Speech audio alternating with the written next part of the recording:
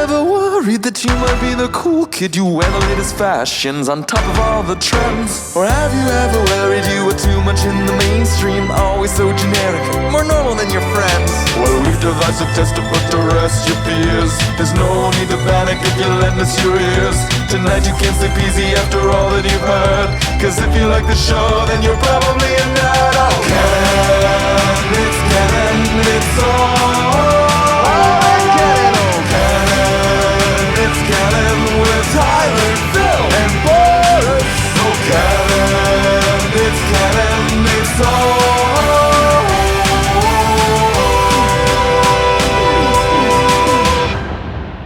in Canon.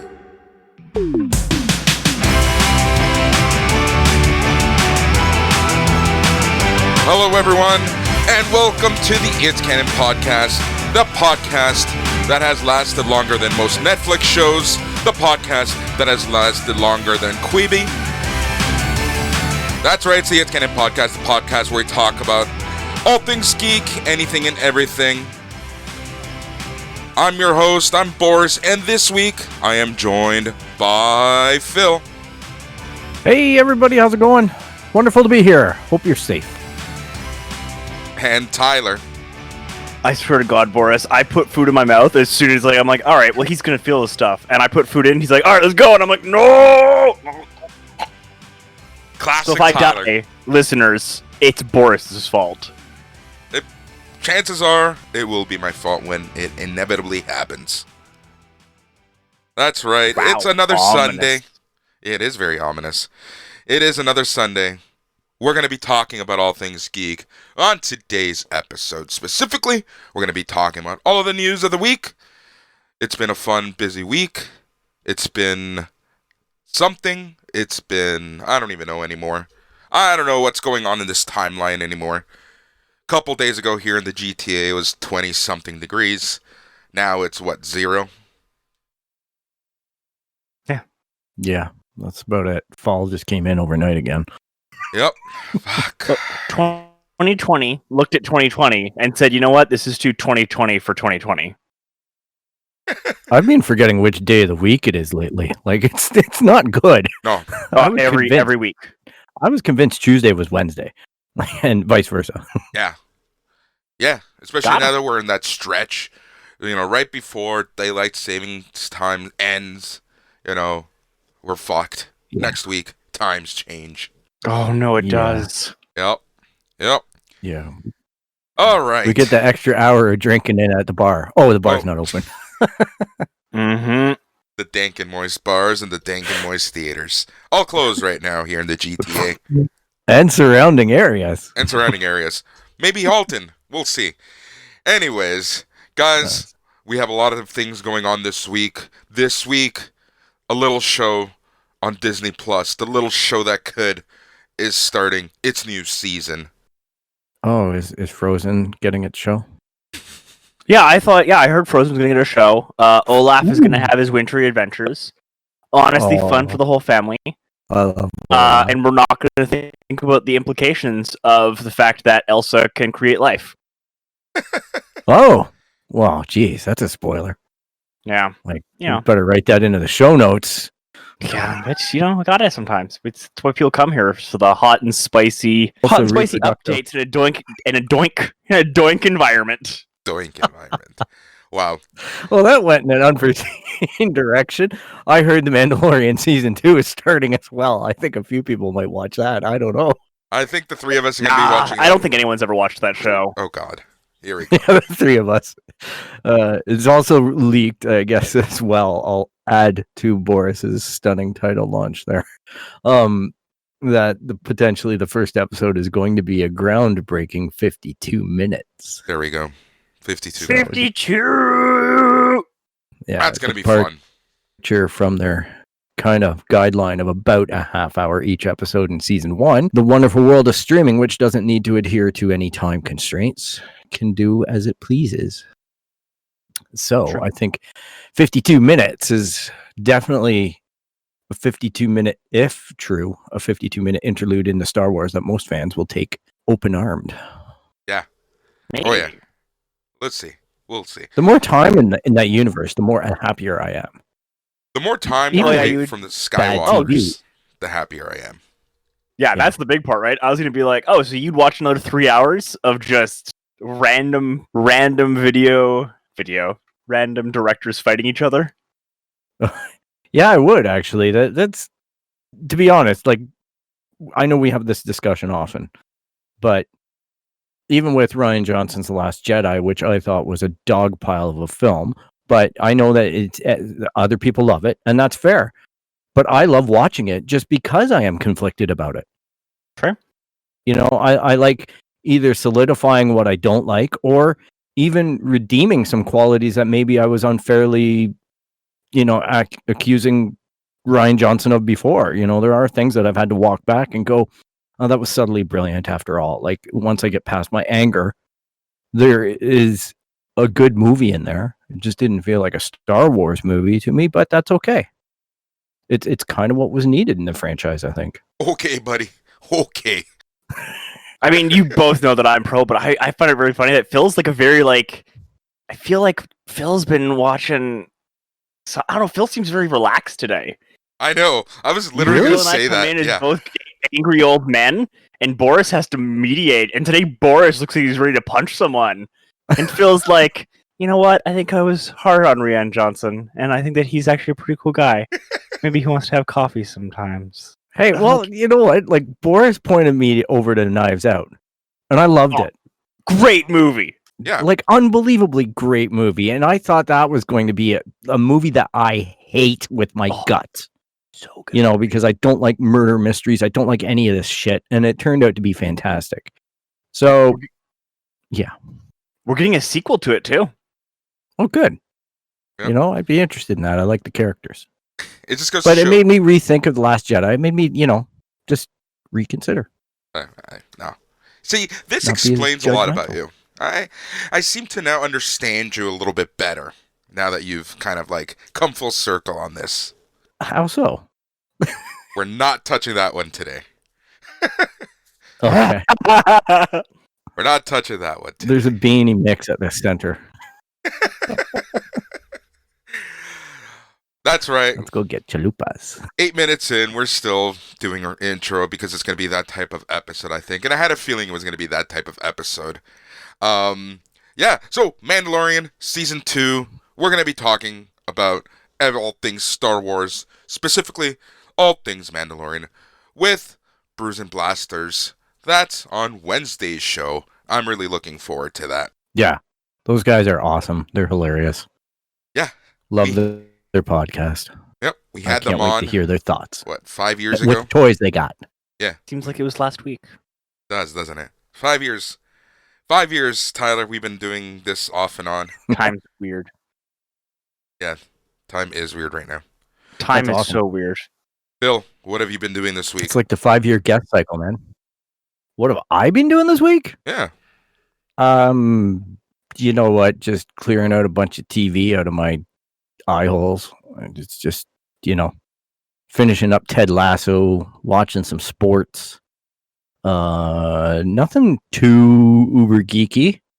Just kind of chilling, making it through the week, working lots, and playing Animal Crossing. Like, what can I say? The grind never stops. I still don't get that game. I really do not understand that game. It's a cultural phenomenon. What can I say? It is so 2020 that if I don't do it, I'm not in 2020 anymore. Phil, did you go visit any of the political parties that have been creating islands in Animal Crossing? No, I actually, that's a good point. I have not opened up my game to the world. I'm living in a vacuum on my island, and I'm micromanaging it to make every NPC speak in a dirty, foul code. So, like I was You saying, don't want them to know about the outside world? No, because I've heard some mixed reviews. Like, when you put your code of your world on them, people start showing up and being idiots. So I can only imagine what the political islands are like. It's bad enough just turning on the TV to watch a debate. Like, come on. That's supposed to be civil. I can imagine what's going on in Animal Crossing. People stealing fruit out of your trees. I don't know what goes on in that. It just sounds like pandemonium. I'm dying to get some oranges, man. I don't have like there's certain fruit I don't have. Like that's the foundation of the game. It's blowing my mind. Yeah, we got to go to someone else's island. You got to open yourself up. Maybe Yeah. this episode is. This episode's just the intervention with Phil being like, "Hey, you got to open yourself up." Yeah. Once Take again, I feel like we're. Leanne Johnson in. I feel like Tyler, myself, and our If listeners. you don't get us are on track, Boris. no, I'm letting you guys go today. You know what? This is going to be the type of episode. If Boris wasn't around, this is the type of show we would have. Continue. I feel like he's trying to prove something now. My goodness. We just took a carefree Sunday. I think we did a couple of weeks without him. Seem to remember that happening. Yeah. You know what? And after last week, when we just seemed to not have any topics, I actually wrote up notes this week. So there you go. Well, let's jump into it then, Phil. All right. Well, we covered off number one with Mandalorian there. Obviously, like we've got lots of stuff that's happened this week. Like, let's just go into that controversy that occurred with the Ultimate Smash Brothers. Steve from Minecraft has now been introduced as a playable character in said video game. And a little bit of controversy erupted these past weeks where Steve, upon beating an opposition member... that's actually hilarious. He eats a piece of meat. Yes, well, they're beat meat, and it's all in there, boys and girls. Steve beats Hold somebody. on. Did you just call our listeners boys and girls? Oh, no, I called you and Tyler boys and girls. Okay. Yeah. That's fine. Come Not on. our listeners. Tyler and I, go ahead. Not our listener. Continue. No. So anyhow, Steve, when he beats somebody, eats his meat and then lowers it to make it look like it's basically his member. Like, it kind of has this phallic representation, which I would strongly encourage you take a look on Twitter and see what's going on.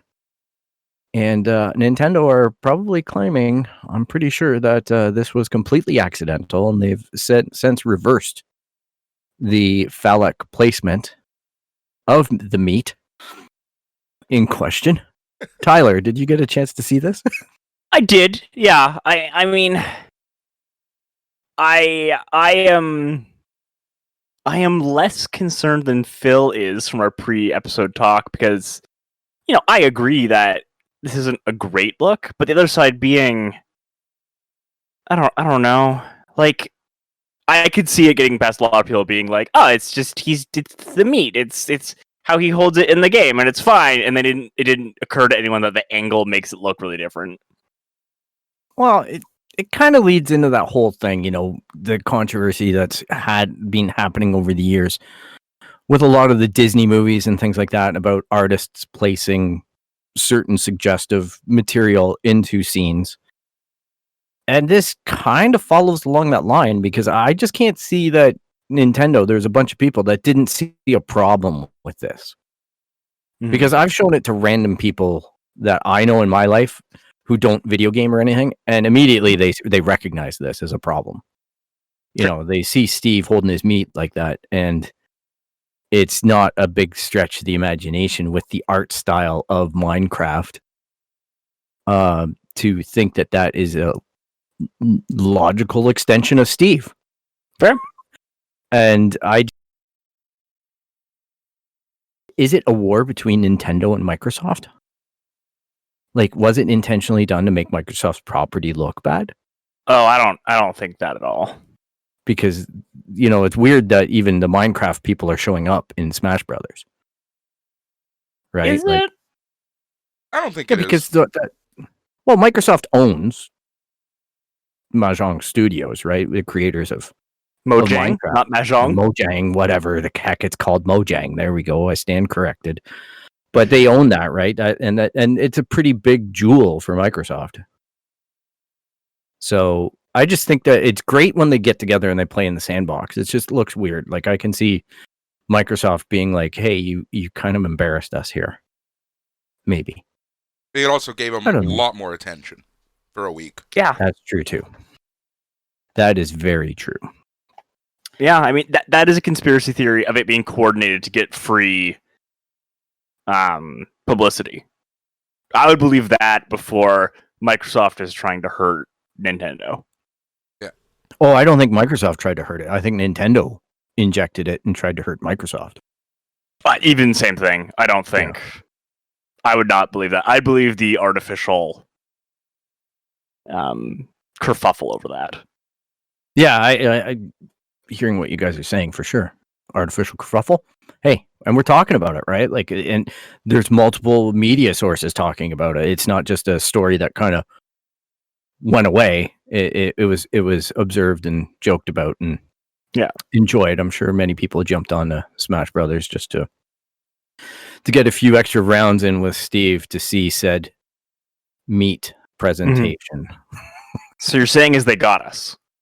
They got us. They got us.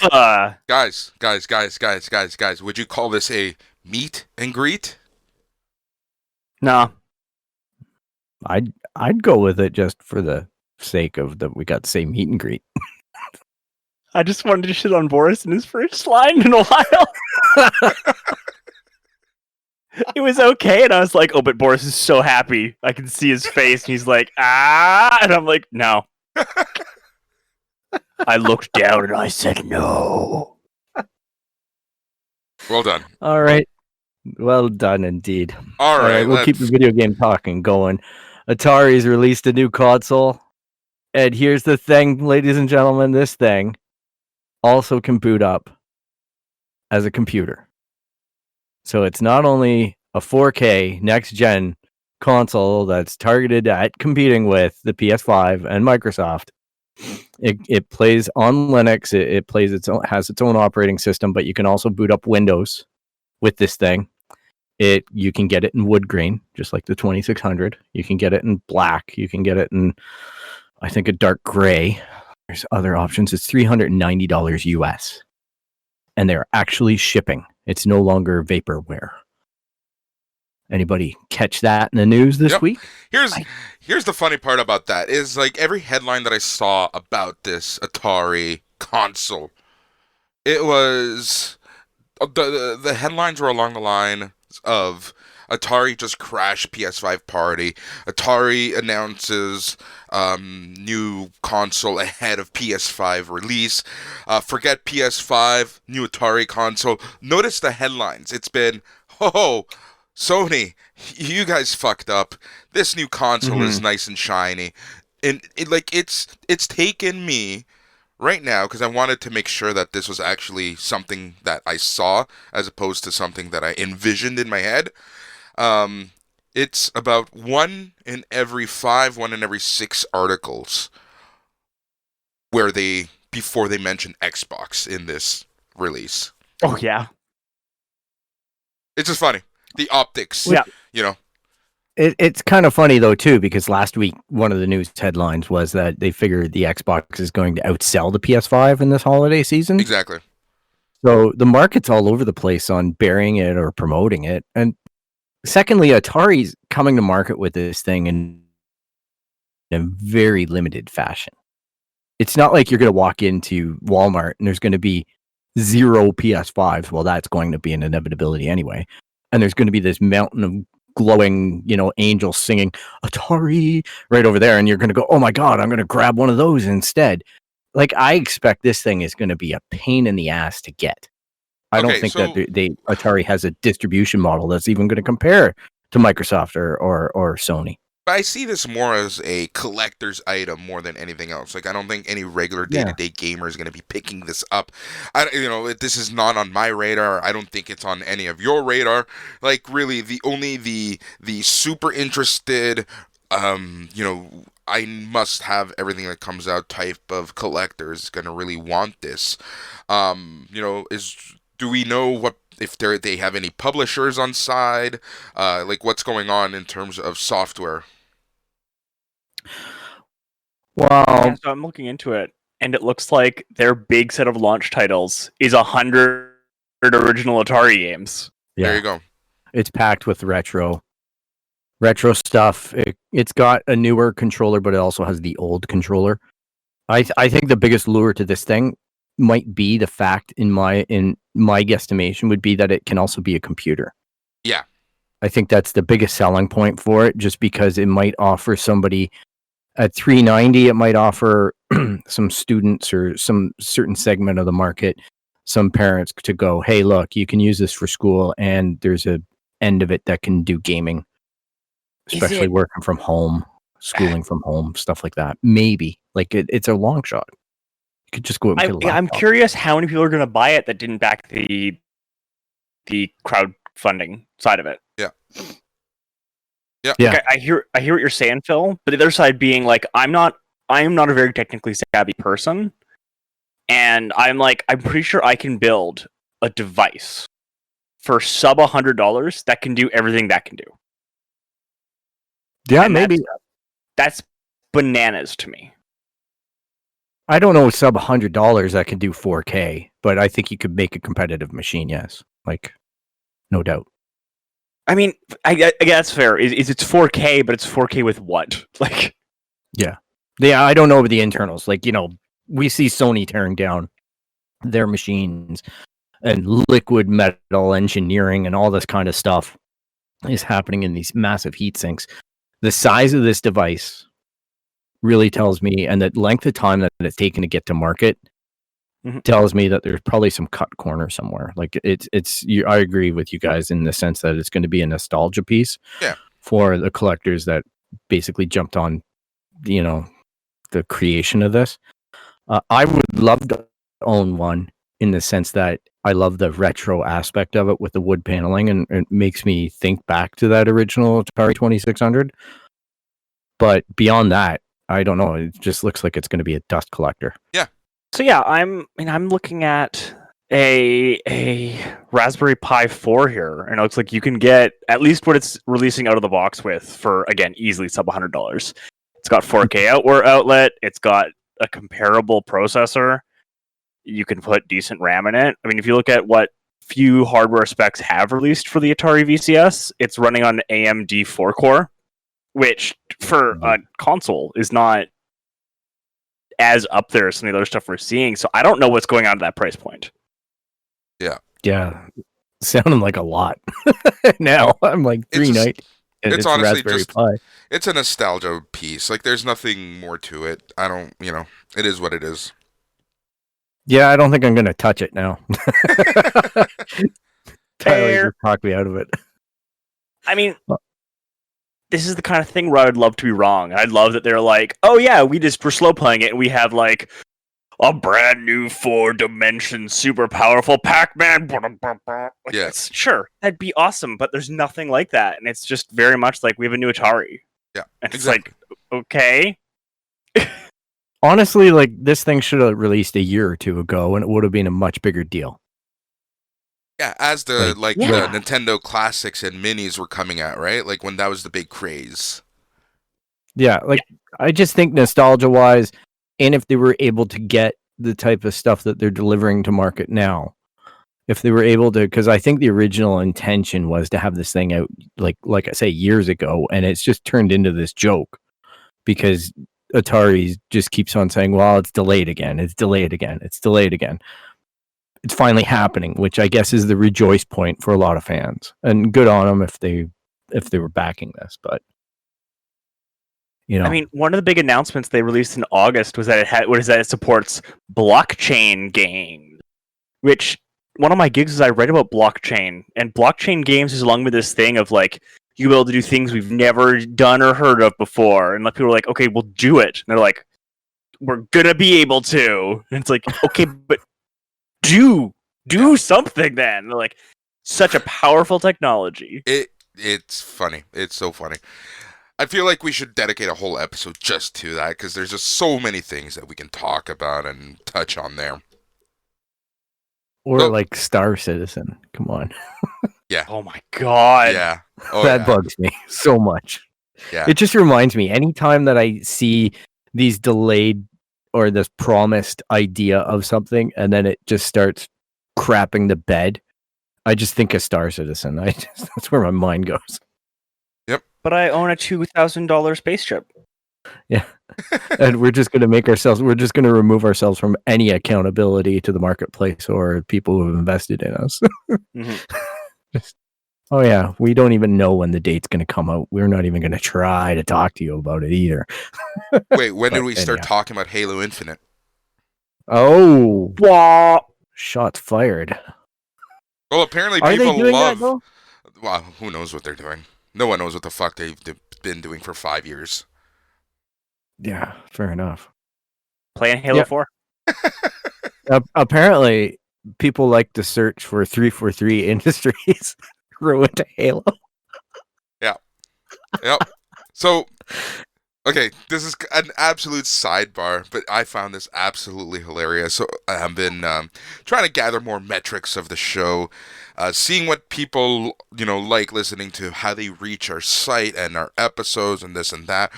One of the things that you can do with SEO and Google Analytics is it shows you before people reach your site what they search on Google. Number 2 search result was 343 destroys Halo. I feel somewhat directly responsible for that. Angry Phil kind of put a lot on 343 for ruining Halo. So Well, we talk about it so my. often too, and how can you not? But I don't think we've ever actually. Anyways, it's just funny though. So it's now like our SEO now is riddled with Halo sucks, Halo destroyed, 343 sucks. All of it of which is true, but here we are. Well, Right. I did a deep breakdown, right, on 343 and the decline of Halo and just the botched Master Chief Collection launch, everything. So I did kind of Freddy got fingered him. So Botched again because I believe they delayed the remaster of 4. oh, great. That's All right. amazing. Serious. And Infinite. Oh my gosh. The botch that keeps on botching. Yep. Yeah, they're doing great, Botched like bocce ball. Bungie could make a proper Halo hit every 2 years on the dot. And yet 343 takes 8 years to remake something. I mean, And I it's imagine still- it's a little bit of death by committee and stuff going on as well. Yeah. To their Yeah. I think that defense, but- property is now there's such hyper focus on it. It's difficult to. Yeah, and now they're fucked. I mean, all this to say, email things at brokenthings.ca to order my version of the Atari. It'll cost you like $200 And all in, lawsuits. custom built for you. Oh, what? Fucking love it. All right, guys.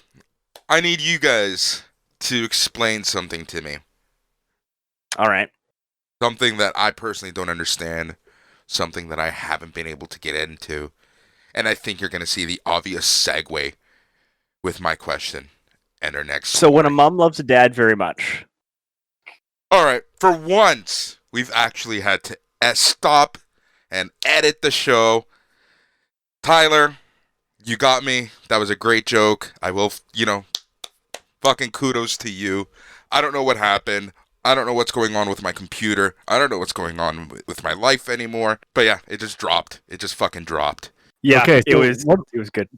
What was Tyler going to try explaining? Because if you can't understand it, I don't think I have the hope in hell of trying to explain whatever this is.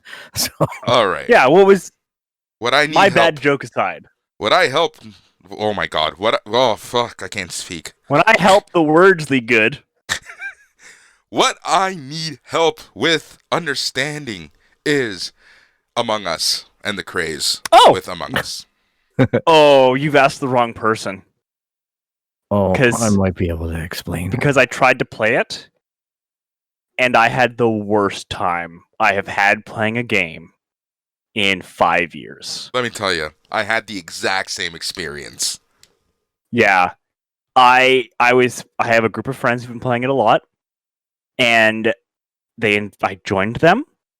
I bought it because I don't want to play on my phone, and that's fair. And and for what it's worth, I don't blame the Among Us people. Like I paid $5.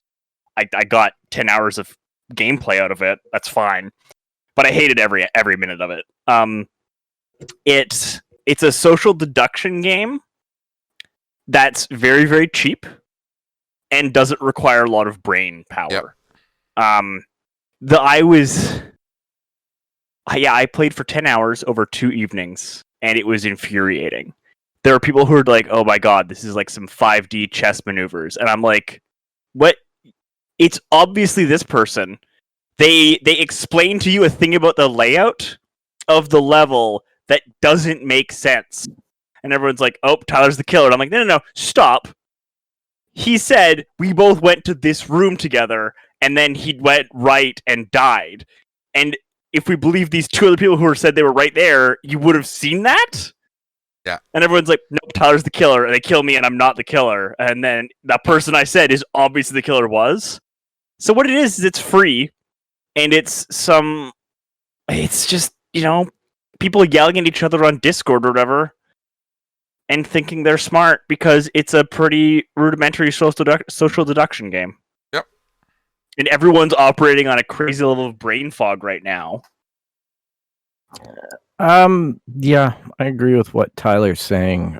I just think it's a great example of the power of game streaming services like Twitch. Yep. Because and really, gamification. yeah, like really, if it wasn't for some of these game streamers embracing it in the 2020 context, as Tyler pointed out, with the brain fog and the isolation, and this is a social game. Yep. I think you take all those things, you stream it, and all of a sudden people start getting excited because it's a social interaction that they're otherwise not capable of having in a context that could be fun for some people. Right? Okay. I don't know that it's my game at all, but I do think that it goes to that strength. And, I relate that back to that Stadia story, or, the supposed director of Stadia basically attacking streamers and saying, well, we could, you guys are criminally using our games. And not criminally, broadcasting them civilly. Well, civilly, yeah, sorry. Yep. And he made that case, but I think the prevailing argument against him in this situation is just the fact that Among Us rocketed into a stratospheric placement 2 years after the game came out, or 3 years. Like, wow. Yeah, I can understand his frustration to an extent, but his solution is bananas, right? Like, yeah. His first tweet was correct in that legally, streamers have no right to be able to stream. Mm-hmm. It sucks, but it's true. It's similar to fan fiction. Whether you like fan fiction or not, there is no actual legal right for you to be able to write your own Harry Potter stories. Right. And it goes against all of copyright law. And we can have a long debate about what we want to do with copyright law and whether we want to change that. But the lay of the land right now, he's right. Of legally, they could go and they could, for example, Minecraft could have gone to PewDiePie like day one and been like, nope, shutting you down. You can't do this. We need our cut. And didn't Nintendo have an aggressive? Yeah, Nintendo used to have a very aggressive one. Yeah, and that's why you didn't see any Nintendo stuff on streamers for a long time. Yeah. Right. And I think that Nintendo was one of the few companies that could have gotten away with it. But especially if you're a Mojang, if you're the people behind Among Us, you're doing any of these other games that are a little bit quirky and a little bit weirder, you need it. It's just that's part of your marketing arm. And we've seen people will send free games and or pay people to do stuff on streams, ranging from Polygon has Brian David Gilbert do stuff for Valorant and Crash Bandicoot, all the way to, I don't know, PewDiePie plays Far Cry Primal and says maybe buy a Ubisoft game and ignore the allegations of sexual assault and union busting. Yeah. It's crazy. But yeah, and just to be clear, that guy wasn't of Stadia. He's a director of a Montreal based software company that develops for Stadia, but he claimed falsely in his profile that he was a director at Stadia. He since corrected that. Which is a bananas thing to claim as an aside. It is. Well, we've covered it. Stadia is not looking like the type of great video game company that Google wants it to be. And it certainly doesn't seem to be being empowered by Google to be a success. I know they made a vague statement that basically said, we're committed to Stadia as long as Google's committed to Stadia. So take that as you may. There's an obvious window in there where Google could just say we no longer have confidence in this product, and it wouldn't surprise anybody. Yeah, But it made for a tough week for Stadia fans. fan, Stadia fan, Yeah, the fan. the fan, You know, Todd from fan. Tennessee. yeah. Which reminds me, I got to cancel my subscription by November 1st, otherwise I get billed. But yeah, I found the service runs well. I just don't know how much I'd be willing to pony up money. Like Cyber 2077 is coming out on Stadia. Would I spend $70 for a game I don't own that could be shut down at any moment? Mhm. Yeah. So I just can't see that being a big revenue stream. exactly. So yeah, so streamers kind of have had it very easy for many years, though, when you think about it. Like, aside from a company here and there, like Nintendo, really not even attacking them, but kind of going after their property, making sure that things are, for lack of a better word, kosher. They've kind of had an easy road for the most part until recently, right? Until recently, have we seen more claims against streamers. All week, for the past few weeks, I've been seeing more kind of streamers, for some reason bitching, complaining that they've been shut down because of the music that they're playing in the background. Here's my take on this. You know better, okay, let me rephrase that. You should know better. You should know what you can and can't do. There's a reason why we have almost all original music on this, or altered enough, music, unless we have the right written permissions and whatnot. Like, there's a reason why podcasters get kicked off left, right, and center from Spotify and whatnot. Like, there's so many rules, but if you follow the rules, you're good. If you're a person who wants to stream, make sure that you are using music that you can use, especially if you're pumping in that music into your stream. Like, I just don't understand how this is a lost concept, and how streamers could be upset that companies are going after their property when they don't know, they being the companies, don't know how you're using their property. For all that they know, it's an amateur porn video that's being streamed. They don't know, Yeah, well, I think it just speaks to the generational gap that there is. You look at streamers, and not to say all streamers are the same. I'm sure there are some more mature streamers out there, but a lot of them are people who have grown up in a world where this concept of copyright, I don't think, is completely adherent, right? Like, we all saw what happened with Napster, and we're all hyper aware of Metallica and all these different bands and record labels that took great offense. But then you take a kid who's born in, let's just say 2000s, and just Spotify's just there. It's got all the music. You don't own anything. You just fire up the app and pay a subscription, and you have the world at your doorstep for music. And then they go, I want to express myself with that in my stream and monetize and blah, blah, blah. And the concept just doesn't exist. So I think it's a lot of education. And I think Twitch enabled it by not basically coming down on it earlier. They allowed anything and everything to go. I don't think Amazon has really monitored that property very closely as far as that goes. I don't think there was a real way outside of the human intervention before, right? Before, you had humans literally going through streams trying to catch what's going on. Now with AI, they have an easier way to catch you. Yeah, well, look at what YouTube, right? I think that they have stuff crawling, all that stuff all the time, looking for that violation. Exactly. I mean, a lot of people would even argue that YouTube's DMCA and related AI bots are overly aggressive. Yes. It's a pretty common complaint. I'm going to push back on Phil's assertion that they're just young and don't know any better, because I think that a lot of them know this don't. They just think it should be allowed. Yeah, fair. Right? Because if you look at like modern Dungeons and Dragons and modern video games, owe a lot to the streaming community to their credit, right? Like D&D started supporting streaming and actual plays back in 4th edition. And I think that part of how 5th edition is now like bananas double-digit growth year over year is because of how much they've partnered with streaming services. Yeah. Mm-hmm. So yeah, I think that just a lot of people are like, well, the it's up to the music people to figure out how to monetize it, and that's stupid. But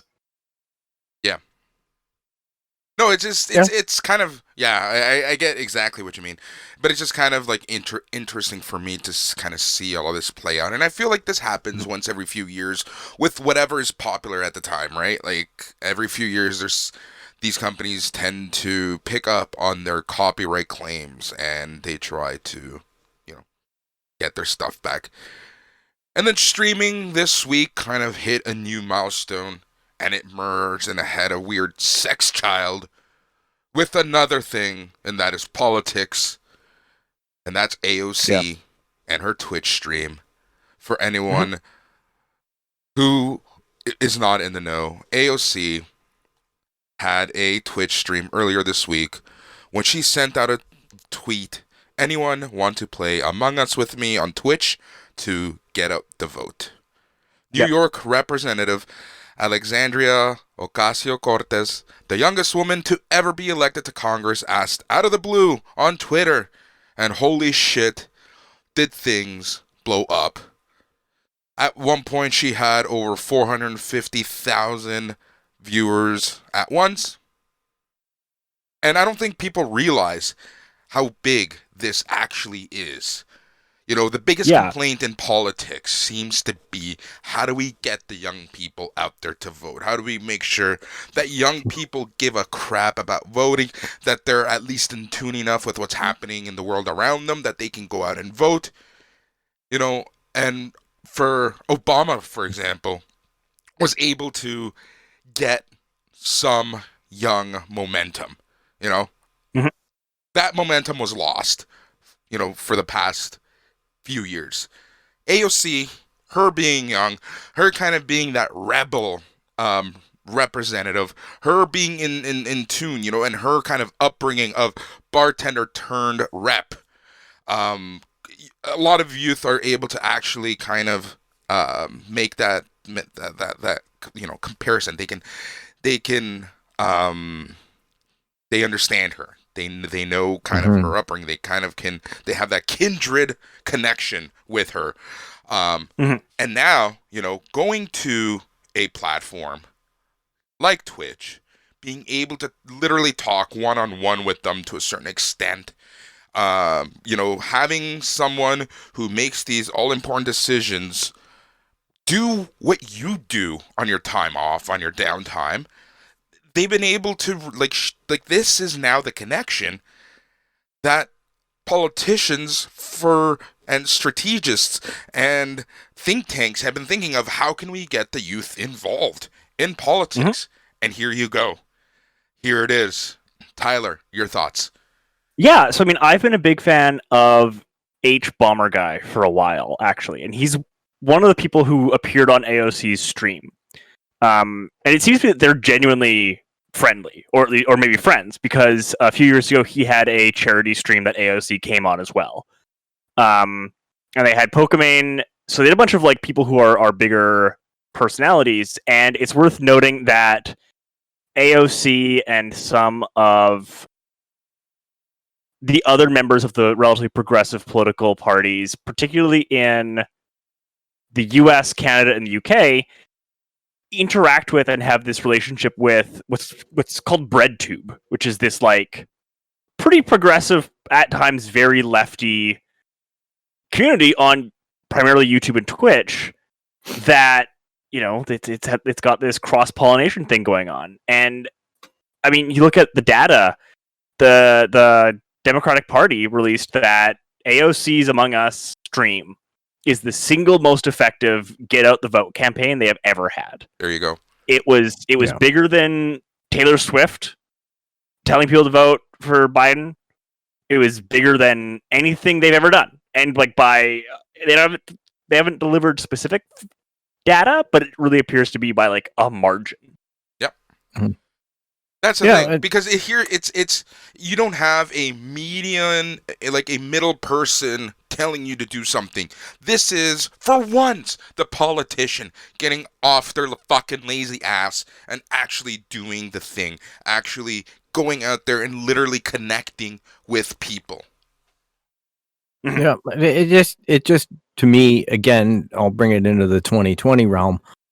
We have in the States particularly a kind of vote that doesn't attract it. It's repellent to the young people because it's two very old candidates running.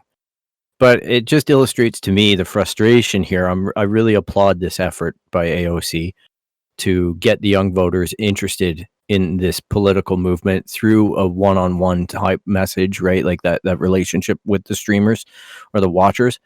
And it just shows the differences between, the two parties, because it just seems like one party is trying to suppress a vote and the other one is working actively to encourage democracy occurs. So good on them. Yep.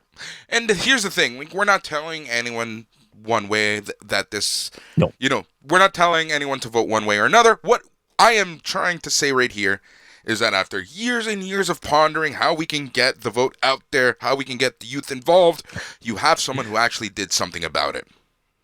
Pokemon go to the polls. No. Act like a goddamn human.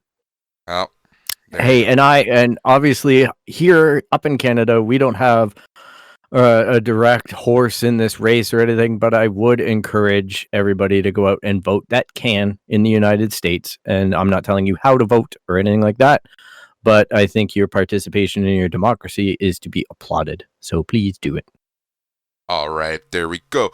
Amazon Luna invites have started coming out. I know we talk about Stadia, and we have been talking about that off and on for years. Do we think this is going to be a thing, or is this just going to end up in the technology graveyard? Technology graveyard. Like look at Crucible. Yeah. Was that Amazon? Amazon tried to make this massive game and it looked like a boardroom concoction of horror. And it ended up being that. And I'm not bagging on Amazon. Like, good on them for going out there and trying it. And good on them for unplugging it. Like, and just saying no. But I just can't see Amazon, no matter how many billions of dollars that they're making, just going to continue to tilt at this windmill. I can't see it being a type of environment that's going to really pay off anytime soon. And I think it's just an experiment that's getting on the backbone of a cloud service that they're running. And if anything, it just goes to show that they've conquered latency in some different way. Yeah. The only thing that I see that as an advantage with this Luna service is that I would like to just experience maybe is the fact that the controller doesn't Bluetooth to your phone. The controller actually Wi-Fi's out to the cloud. Yeah. Yeah. So maybe that eliminates a lag point.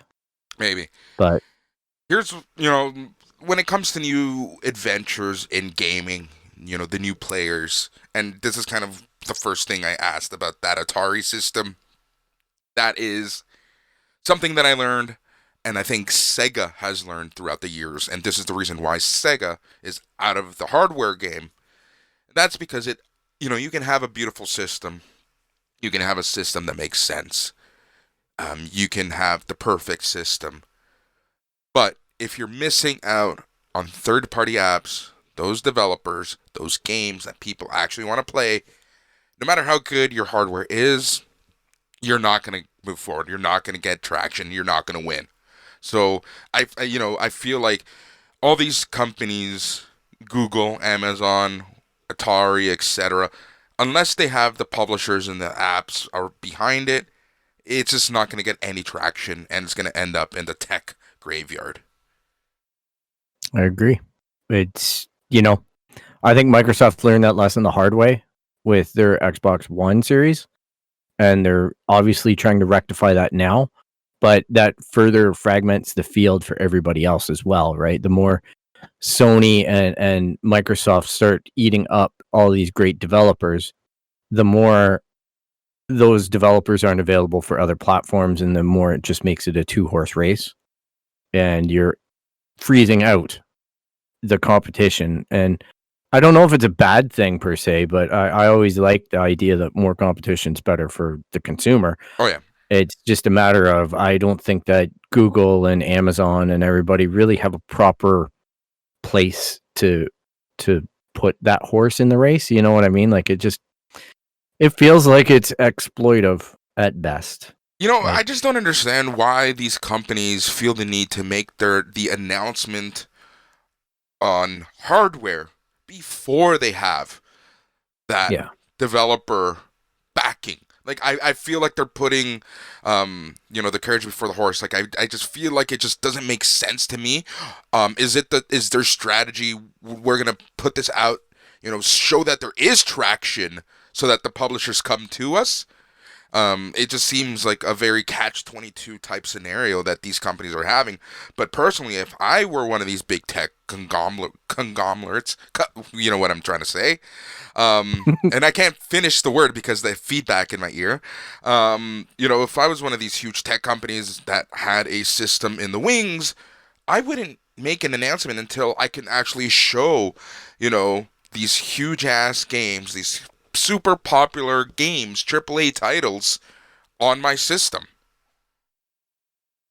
Yeah, and in a lot of ways, Microsoft did that with xCloud.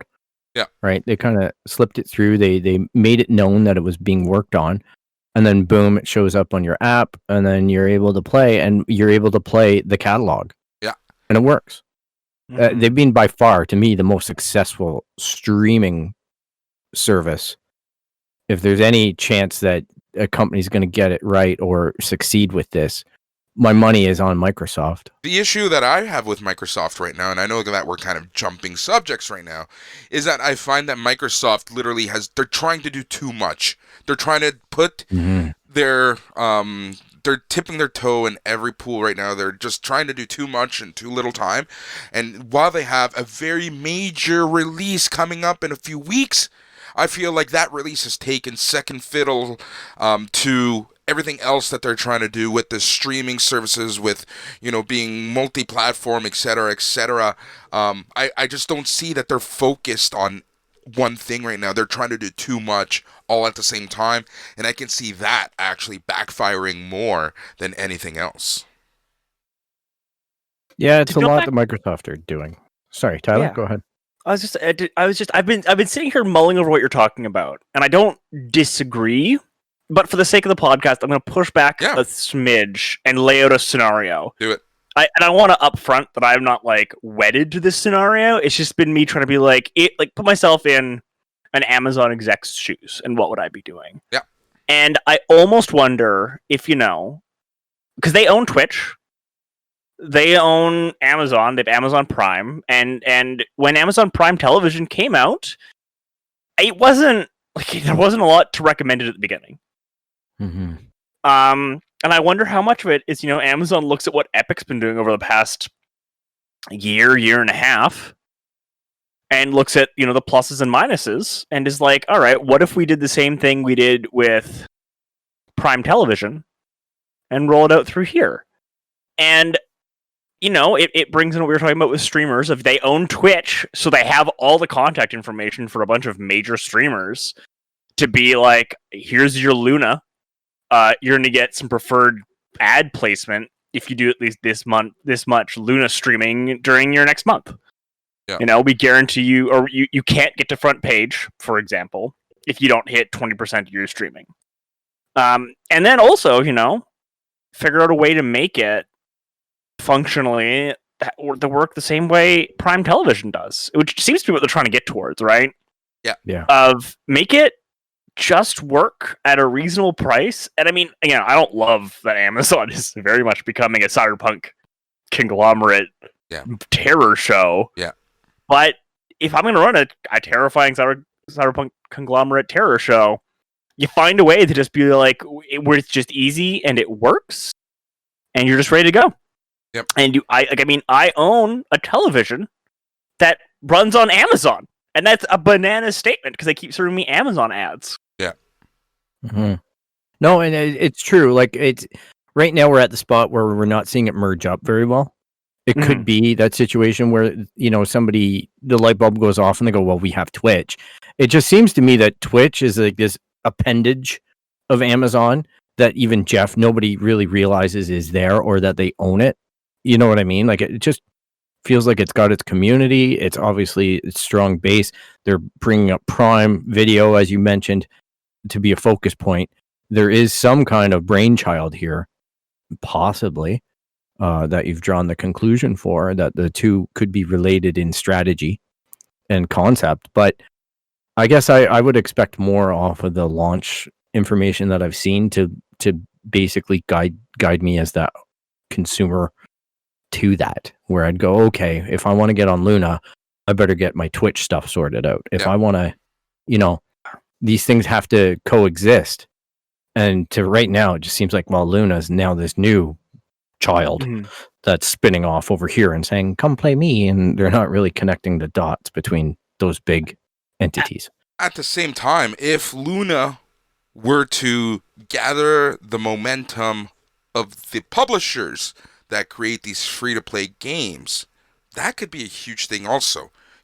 With that strategy of having Twitch behind them and Amazon and blah, blah, blah, blah, blah, and, the power of the streaming and ads and whatnot, you can come up with a very compelling system that has things like Apex Legends, Fortnite, Among Us, at a reasonable price. These games that are huge on the Twitch platform, you don't need those AAA titles like Last of Us Part 2 or Halo.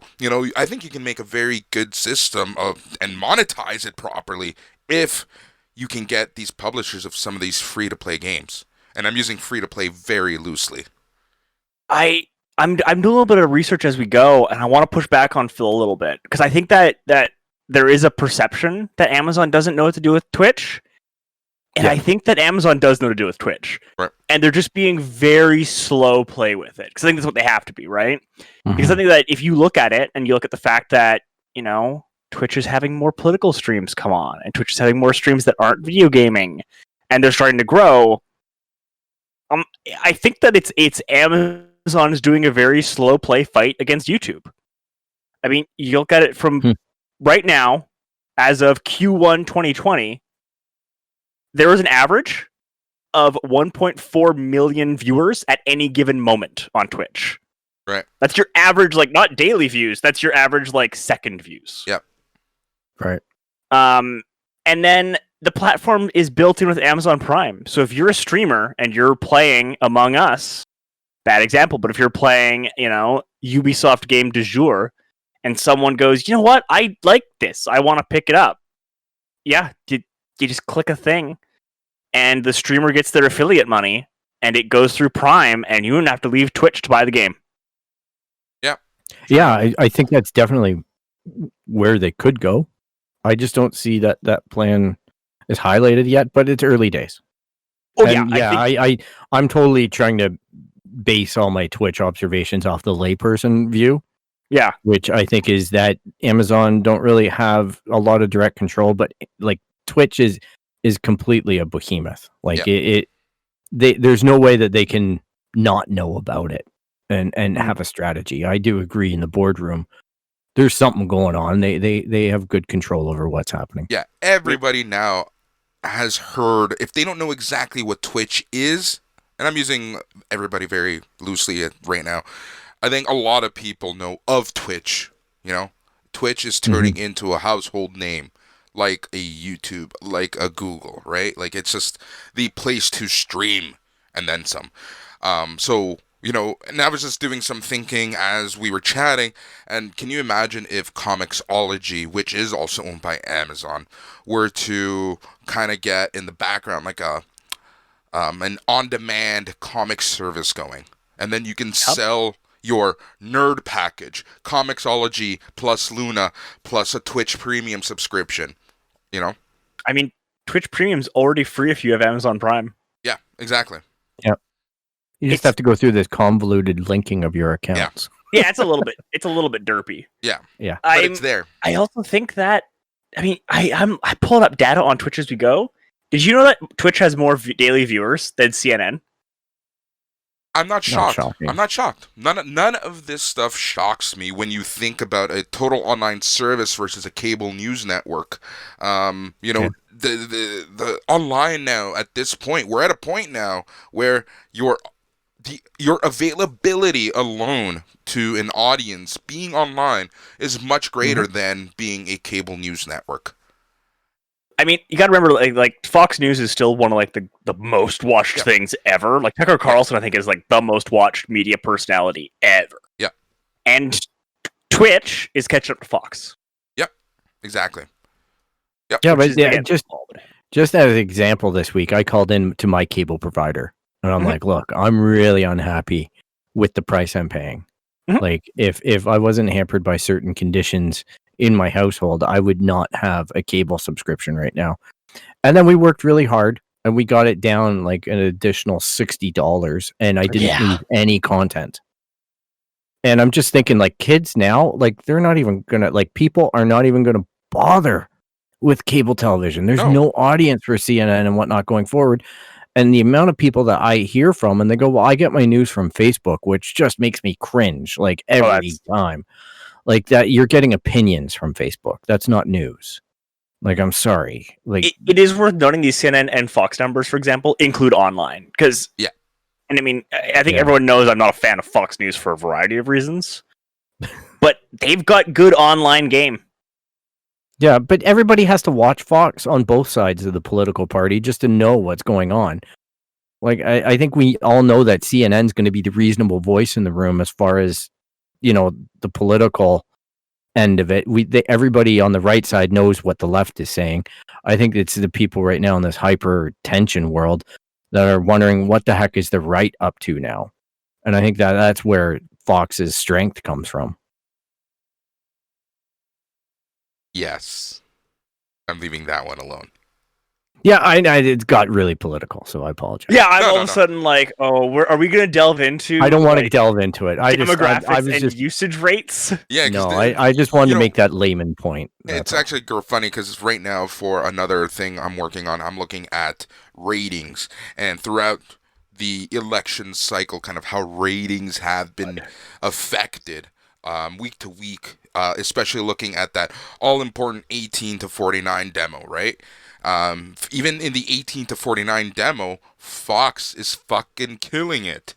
You know, like the 18 to 49 demo, Fox is typically number one. Then you see a bunch of sports. Then you see Real Housewives somewhere in the middle. You know, it's very interesting to see. So yeah, it's having this online presence. Twitch, you know, it is a household name. You know, regardless of whether you're a gamer or not, it's of it at this point. Big time. Anything else you want to share on that, Tyler, before we move on? On Twitch? No, I mean, I think that Amazon's got a plan for it, is what it really comes down to. And you look at how much they've been starting to crack down and set up increasing numbers of rules and like slowly rolling it out. It varies, obviously, like, they're working on stuff. There's a strategy. There's some things going on right now in the background. Some announcements going to happen. There's a reason why copyright claims have been going out like mad the past few weeks. So, you know, we will keep an eye on that. Is that coming from Twitch, or is it coming from the studios that own the property? Like, where does that originate? Is it coming from the record companies? It's both. It's coming from both. Yeah. Well, so what it comes down to is, I mean, we're not talking about how the DMCA works, but assuming you use the American model of the DMCA, anyone can file a DMCA. Like, literally, someone could file a DMCA for me saying the words, anyone can file a DMCA, and then they file it with whoever's hosting us. So let's say you're listening to us on iTunes. They file a DMCA with iTunes. And someone at iTunes has to take a look at it, and they have to decide if it's meritorious or not. We've had that happen with our episodes. I was literally going to say that's happened to us a few times. Oddly enough, when we've gotten a little political.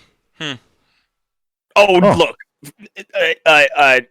Like, filing non-motivated DMCAs is a whole fucking thing. But, I mean, it was one of the topics I pitched for this week, was talking about DMCA usage to stop public performance and stuff. But it's then your provider has 10 days to forward it onto you or not. And if they forward it onto you, they force you to pull it down. And then that person has 10 days to file with you. If you take it down, it's over. Or they forward it to you and they say, we're not going to pull it down. And then the person has 10 days to file a lawsuit against you. And if they don't, it's assumed they don't really believe in the case. And if they do, then they have to take you to court, and you have to go to court, and you actually argue the case. And then, you know, we would use we're fair use under commentary. It would be most of our defenses as specifically a podcast. Yeah, exactly. Wow. Yeah, long story short, something's going to happen soon. Some announcements coming. They're gearing up for something. Who knows what that something is? We'll stay on top of it, and we'll talk about it when the time comes. So I think we're going to jump into movies. So while we stick with Amazon and things Amazon has been doing right, you know, Amazon Prime Video has been pumping out tons of originals, from The Boys to The Expanse, etc., and so much in between. They've also been releasing a bunch of exclusive movies, and on Friday, there was another exclusive that came out. I think we were talking about this offline, and we've been talking about this a little bit on our chat, and that's Borat 2. Very nice. Oh, God. Jen Kui. Fucking 2020. 2020 keeps on giving. That movie isn't political at all. No. Nothing political there. Nothing political there. But yeah, Borat 2 came out. What do you guys want to say about this? I just kind of like have this in my notes, open chatter. I don't want to go anywhere with this, but you guys can take the convo where you want. Have we all seen it now? I have. I have. Yeah, me too. Okay, I want to check that front. You go first, Phil. Well, let's be mindful of spoilers because it is relatively fresh. Not that there's really anything to spoil. It's just comedy. It's just comedy. Well, it's political comedy. It's Borat. Like you bluntly put it in our chat.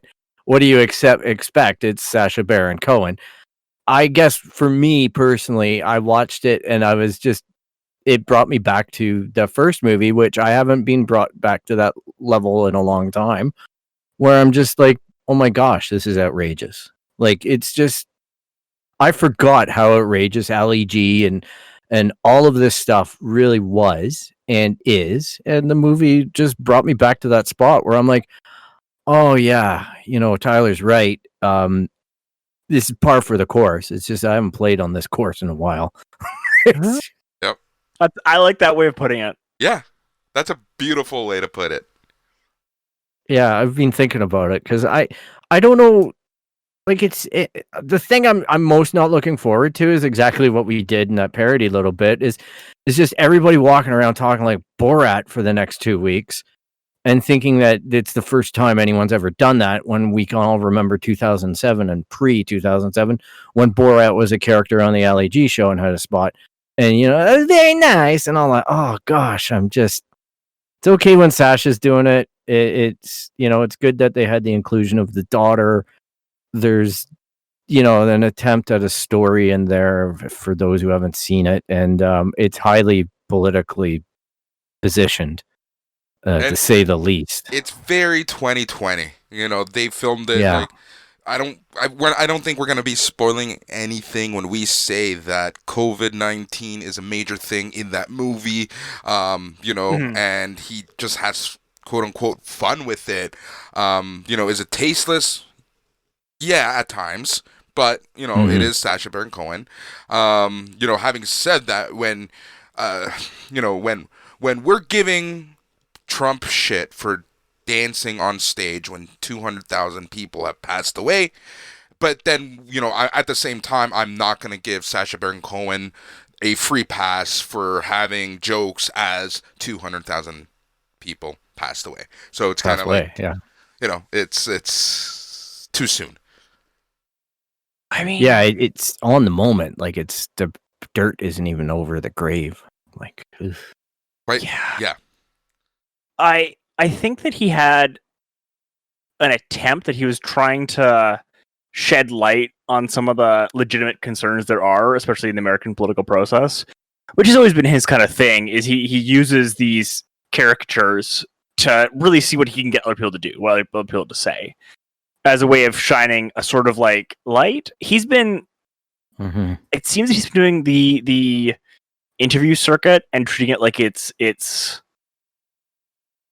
like deep. It's like, oh, I'm doing some deep journalism. I'm like, I don't know if there's a couple of things that I think should have been brought up, and I think that it seems like they started production before COVID got real bad. Yeah.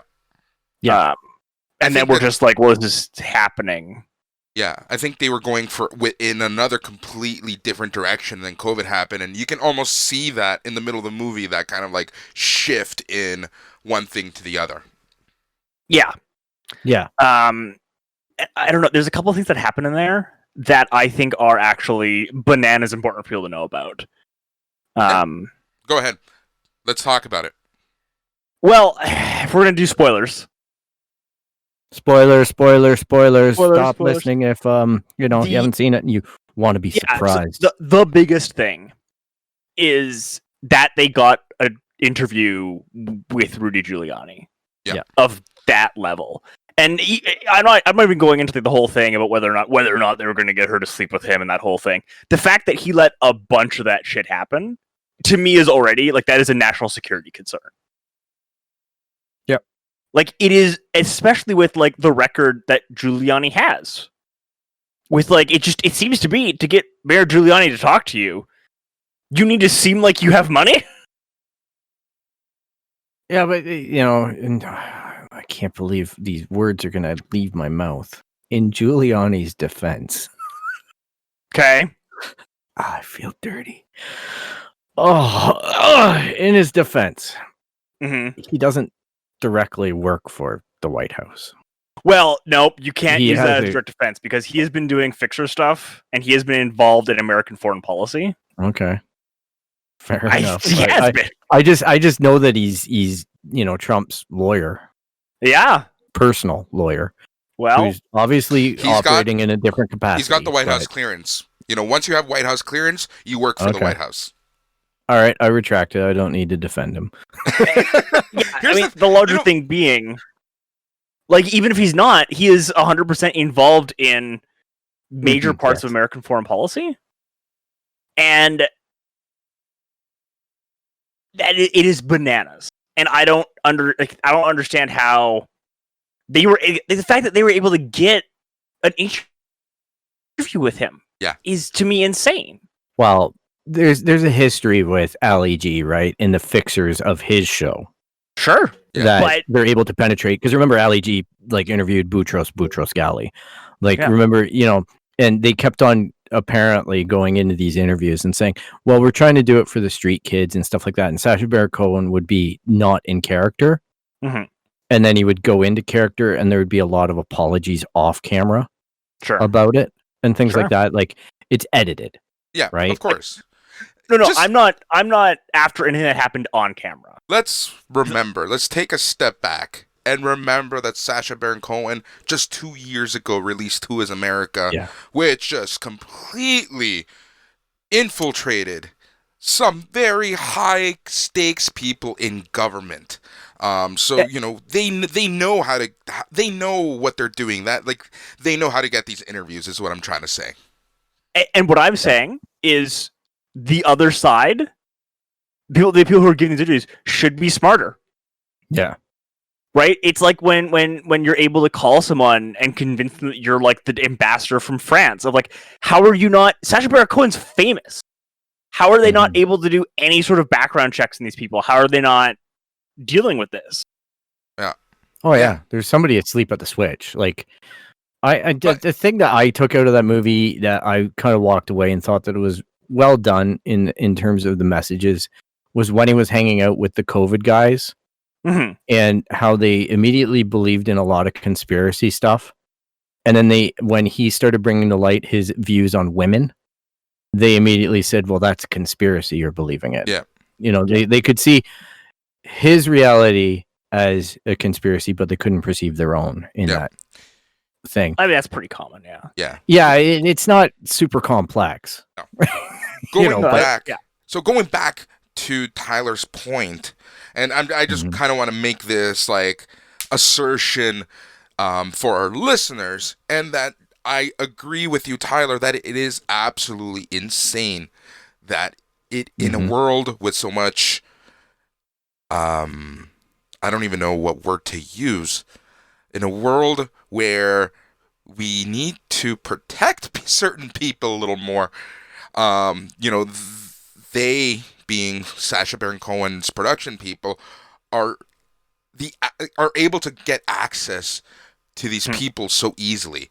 And it just goes to show you, for me, one of the things that I was thinking about at that point was, all these stories that we hear about stuff happening in Russia, with the administration and whatnot. And I'm talking about, the embarrassing stuff, the pissing on hookers stuff. A lot of this stuff seems a lot more possible because it is so easy to get a hold of these people, and then you have information against these people. Like, look how easy what if, this was an actual attempt at a third-party country trying to manipulate and get something over someone as high stakes as Rudy Giuliani. Like, think about that. And they were easily able to get access to him. They were easily able to get enough video of him doing something embarrassing that now they can blackmail him. That, to me, is the scary part. Oh, compromat. And that can be on either political side of the fence. No, right? and I'm just saying, Yeah. I'm just somebody high stakes has now been compromised. Oh yeah, I agree entirely. My concern isn't that Rudy Giuliani is from a specific political inclination. Yeah, it's that. I wanted to make that abundantly clear. That's all. Yeah, it's the point stands on its own. Yeah, anyone. It could be anyone. This could be anyone. The fact that someone with so much clout, with so much say, with so much access to the president of the United States of America can so easily be compromised. To me, that's a gong show. Big time. All right. So that is Borat 2. Watch it if you want. Don't watch it if you want. You do you. I am not telling you to do anything. All right. It is a pretty big thing that it launched on Amazon. It is big and launched on Amazon. It's even funnier that it launched earlier to coincide with the shit show that was the debates. Yeah. Oh, yeah, that was 100% planned. Yeah, for sure. All right, moving on.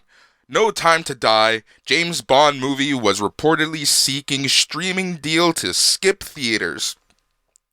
Bill and I were talking about this. Bill, Tyler, and I have talked about this so many times. What is the future of movies? And with COVID-19 running rampant, just killing off theaters at this point, MGM was allegedly looking for $600 million for No Time to Die. That's a lot of money. Yep.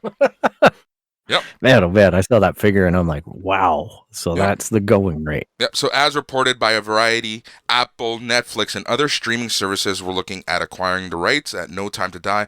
But according to multiple insiders at rival studios and companies, the $600 million price tag was deemed too rich for two of the free spending streaming services.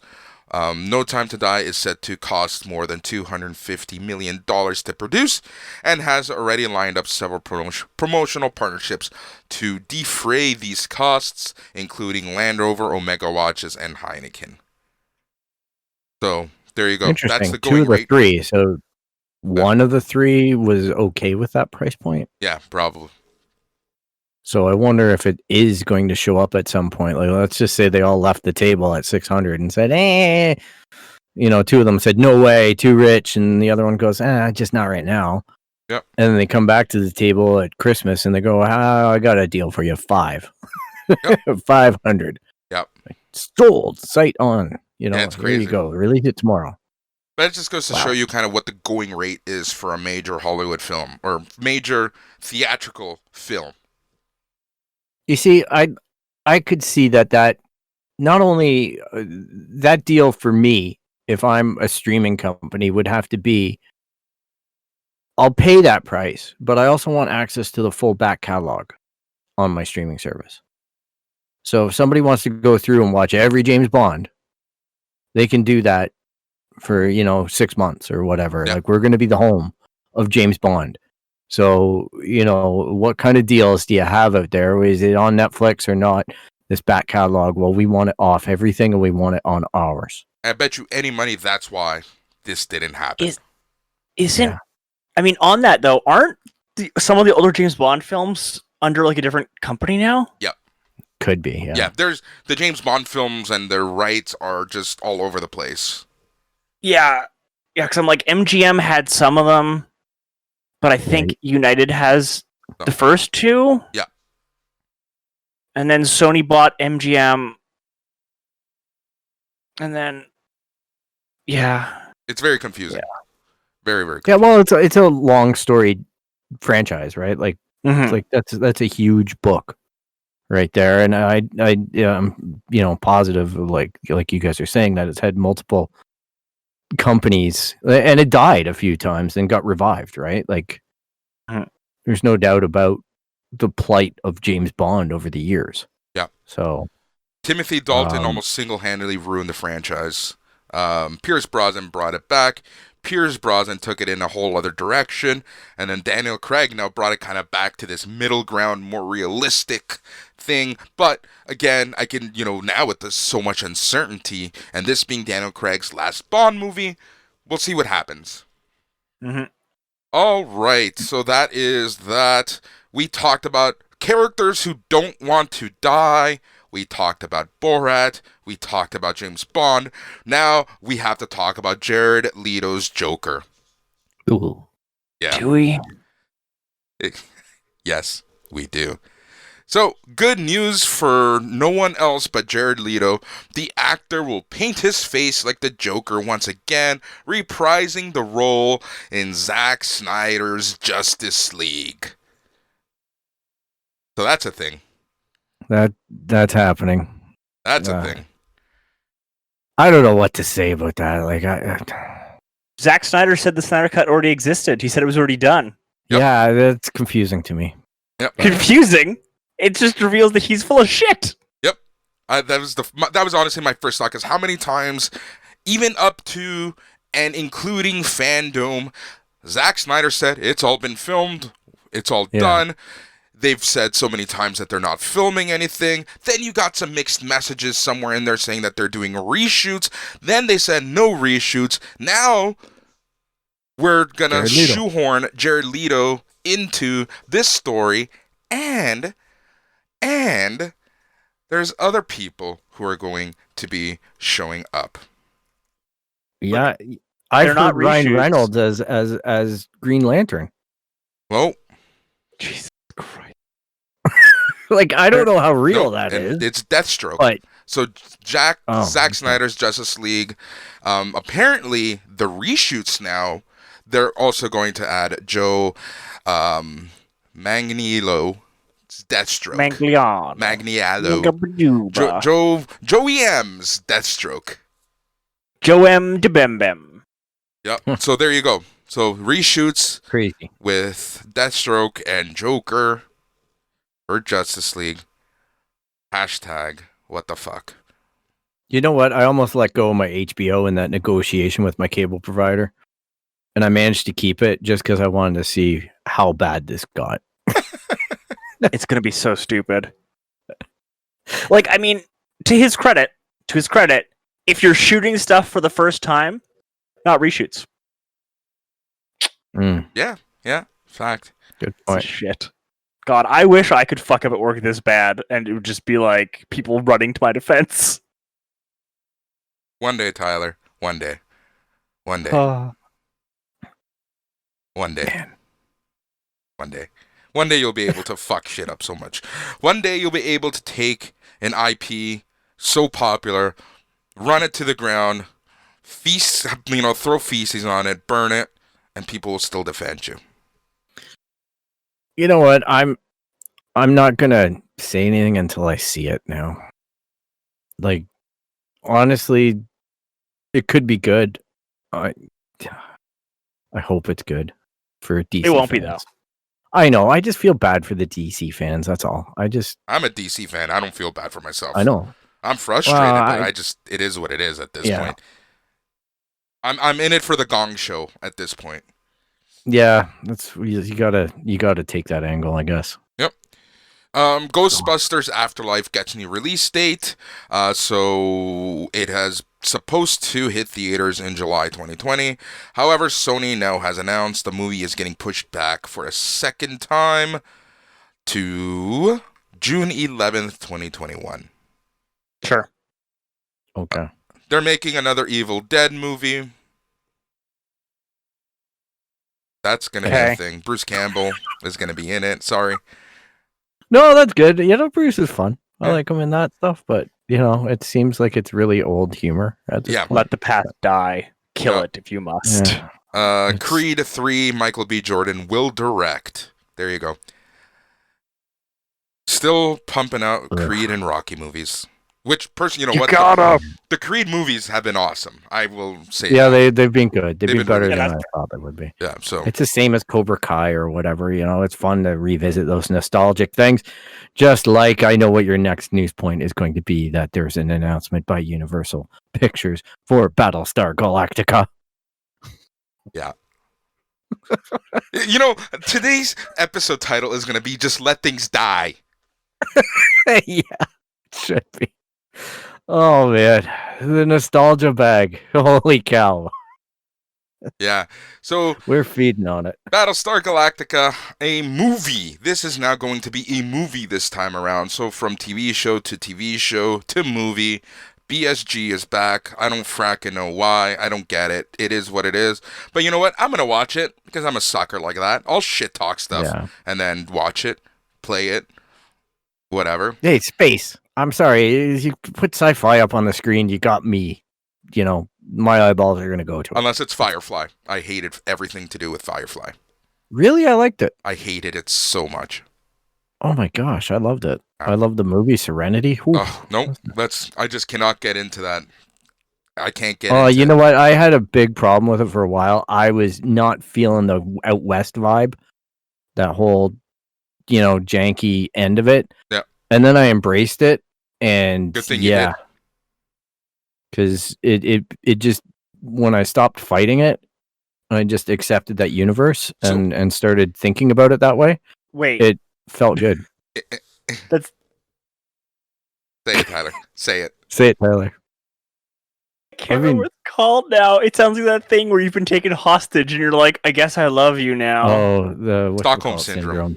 Stockholm Syndrome. Yeah. Jeez. No, I just didn't like it. It's the same. I didn't camp as like Boris. it. And then it kept happening. And I like No, it. and then I got over my initial objection to it, and I started thinking about it and thinking about the type of world that they're setting up and whatnot. And then I thought, why not? Like, it's already happened once in our history where people were going to new lands, and this was the type of environment and economy and subset of rules that came out of it. And I don't know why that can't apply to planets and be like, you know, there's independent banks and stuff like that. And that's how the whole economy works out there. It's on that, you know, Western type system. Did you know that in a little corner of the internet, there is an active geek fight happening right now? No way. I know. This geek fight is among Firefly fans and the Mandalorian fans. What? Yep. It's a thing. It's a thing, Oh, so the Firefly fans are saying that the Mandalorian copied them. basically. Okay. Okay, well, the Cowboy Bebop Geeks. fans would like to talk to you. Thank know- you, Tyler. That is why I did not like Firefly. Because of Cowboy Sorry, Bebop what? and not Lost Star. Okay. All right. Fair enough. The Trigun fans would like to talk to you. Trigun, that is actually that era, like the late 90s, early 2000s anime, Trigun, Outlaw Star, Cowboy Bebop, Lane, those shows were just Semi-Champlin. yeah, like that's my ish of anime. You know, that was like the golden era for me. I'm just about to pull out the Star Wars stick and beat some Firefly fans. I mean, that too. Yeah, Because like I hate to break it to the Firefly fans who maybe think that they owned westerns in space, but Star Wars came out before Firefly, and Star Wars was a Western in space. And then Star Wars, in turn, stole from other stuff. Flash Gordon. And like, let's be blunt about it though too. Everything that the Mandalorian is doing is basically a direct homage to Akira Kurosawa. Which was a huge, Kurosawa, it's a huge influence of George Lucas, combining those elements of Flash Gordon and all that stuff. But if you watch the Gallery series on Disney Plus, they the Ron Howard's daughter, Bryce, or whatever her name is, she directly remembers meeting with Akira Kurosawa and George Lucas in Japan and falling asleep and whatnot. Like, these people know each other. These creatives have always been drawing upon each other. Like, Samurai 7 was literally episode 3, I think, of The Mandalorian. Like, these are like ripped right out of that stuff. And they're made into Westerns and whatnot too, Well, so, and Kurosawa based a lot of his stuff on the Western. So, like, it's a whole thing. It's a whole little symbiotic thing. It's a cycle. Yep. So, everything can exist together. Nobody has to beat their chest. Get along, geeks. And we lost 25% of our listeners. No. You say that every time. Just everybody can get along. You all have your sandboxes. I mean, Shang-Chi wrapped filming. Yes. Which I am really excited for that one, actually. It's Shang-Chi and the Ten Rings. I am too. Sorry, Legend of the Ten Rings. Legends of the Ten Rings. Now, I never actually realized who the main character actor was. Yeah, he's from Kim's Convenience. Yeah, I cannot, and it's funny because I was actually catching up on Kim's Convenience this past week, and I'm like, I can't take this serious anymore. He's so cute, though. Oh, that show is brilliant. No, but also the guy who plays Shang-Chi is a good-looking boy. Yeah, he is. He is. Like, the number of times they have him with his shirt off, and you're like, that's what you get for Canadian television? Yeah, I know, right? Canadian television right now is just kicking ass left, right, and center. Yep. Schitt's Creek, Working Moms, other stuff. I know Kim's Convenience has just started shooting again due to delays of the pandemic, but I do happen to follow one of the people that is on the show who used to be a writer for Fraggle Rock, which is why I started following him. So funny. That's so funny. Small world. It is a small world. Oh, man. But yeah, did you also see, hey, since I said Fraggles, I'm just going to put this in there, and it doesn't belong in the movie section at all. Yeah, I have this fear. Yeah. We're wrapping, so I'm just going to put it out there. November 1st, I'm going to be a very happy guy. I'm going to stay up till midnight on Saturday night on Halloween, not to be Halloweeny, but to get my pre-order in for the Sesame Street Lego Ideas set. Yeah. Gotta get that. Oh my goodness. I saw it. It looks so good. It does. I saw that and I'm like, oh, Phil's going to buy this. Lo and behold, like a minute later, I see your response on Twitter. I'm like, fucking called it. Yep. Love it. So it's going to be fun. Big Bird, Ernie and Bert in Lego minifig form. Yeah, it's really exciting times. New molds. So that's that for all the Lego nerds out there. That's a precedent-setting thing again, because they said that whenever they do idea sets, they don't want to make new molds, and then they finally did, which opens the door for a lot of stuff if they're going to continue that. Yeah, we're at a awesome point right now. There's a lot of things happening. Just taking a look at all the releases and what's being released over the next few weeks, we have a lot to talk about. So like I said, on Wednesday, we're going to be talking about all things Mandalorian. We're going to be chatting with the guys from Brews and Blasters podcast. Hilarious podcast. Go check it out.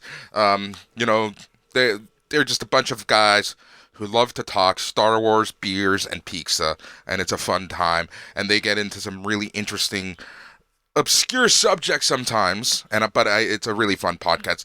So we're going to be talking about all things Mandalorian, and if you notice, we didn't talk about TV too much because we're going to save it for Wednesday. What else is coming up? We have our best and worst of PS4 and Xbox One. That's also coming up over the next few weeks as we get closer, an inch closer to the release of PlayStation 5 and Xbox Series X. And that reminds me, I need And to let's not forget, Go next week, hang on. Next week, we will be having a good episode and a good chat about episode 1 of season 2 of The Mandalorian coming up. So be sure to watch that Friday night, everybody, so you can get your nerd on Saturday's show or Sunday show. Number 1, all spoilers. We're going to be spoiling Mandalorian episode 1 next week. So you've been warned. Watch it before you listen to us. What else is going on? There's a lot going on over the next few weeks. We are planning, I don't even know if these guys know, but we are planning a holiday episode. We're thinking a couple fun things. We're going to have kind of like our wacky annual episode that's going to involve a lot of weird stuff. We're also going to have a buyer's guide, like a tech buyer's guide, and we're going to talk about not only tech, but toys, and, you know, a buyer's guide, because we don't even know what Black Friday and Christmas is going to look like, but, you know, as we inch closer to those dates, we're going to be kind of giving you hints and tips on what you can buy those people in your life as we get closer to Christmas. Or what you didn't get under the tree that you might want for yourself. Exactly. So it's going to be a fun next few weeks and a busy next few weeks. And then also on the side, I am working on a bunch of other projects that I hope we'll be able to chat about soon. We have a lot going on. And Phil, all of this would not be possible without our awesome listeners. And if they want to get a hold of us, can you tell them how they can get a hold of us? Certainly. All right, everybody. You can find us. Our website is basically www.itscanonpodcast.com. You can hit us up on Instagram, Twitter, Facebook at It's Canon Podcast. You can email us at show@itscanonpodcast.com. You can subscribe to us via Apple Podcasts, Spotify, Stitcher, Google Play, Podbean, really anywhere you find podcasts, you're going to find the It's Canon Podcast. And Phil, if you not like what you hear, to stop you completely and throw you off, but you found us somewhere new this week. Oh, did I? I can't even remember now. Google TV. Oh yeah, Google TV, but in a weird way. I'm working on that. We're gonna be in some fun territory soon. Put it that way. But yes, in theory, you can find us on Google TV by downloading some of the podcast apps on there and doing a search for our show. So you can find us anywhere you find these podcasts. If you like what you hear so far, make sure you never miss a show by clicking the subscribe button. Please leave a review. Please leave some feedback. Hit us up on our social media handles. Give us a shout. Let us know what's going on in your world and what you'd like us to cover or talk about or engage in with you. That's right. Thank you so much. We are the It's Canon Podcast, the podcast that talks about all things everything. We talk about all things comics, all things books, all things toys, all things video games, all things Lego, all things everything. Bill, Tyler, do you know what the best part of it all is? It's all in canon. That's right, it's all in canon. Thank you so much. Tune in Wednesday as we chat all things Mandalorian, all things TV with Brews and Blasters. It's going to be a fun time. Thank you so much. Goodbye.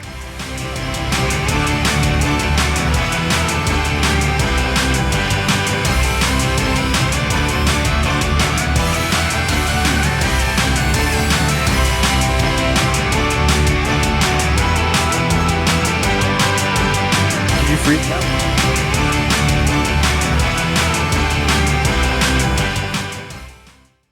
And done.